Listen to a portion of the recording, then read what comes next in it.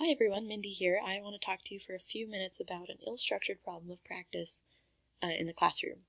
Many teachers ask themselves, how can I help this certain student or this certain group of students that has a certain learning need without shortchanging the rest of the class?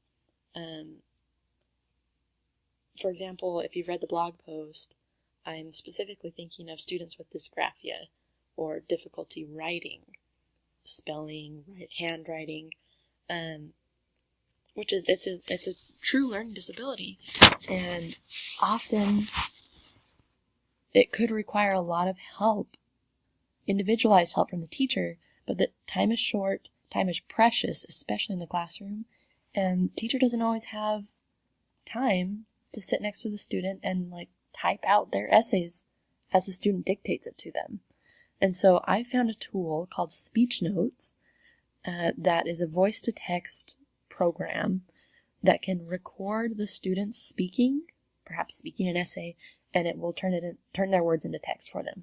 And so I just wanted to show you a little bit about how that works. So you go to speechnotes.co and click on this little recording button over here and start speaking. For example, click. Hello everyone, this is my note about how Speechnotes is awesome. Period. Okay, and once they speak, they see their words, and they can go back in and edit as needed. So, comma or whatever. And they can change it. But once they've written their assignment, they can come over here, they can email it to themselves, to the teacher, they can turn it into a Word document, send it to Google Drive, or there's even a handy-dandy print button right there. I really think this will be helpful for students with dysgraphia because it shows immediate results. It's motivating to have words on your page. And I, as a teacher, can stop in and check on the students that when needed, but I don't have to be sitting there with them the entire class period just trying to get them to write something, so I can make my rounds to other students as well.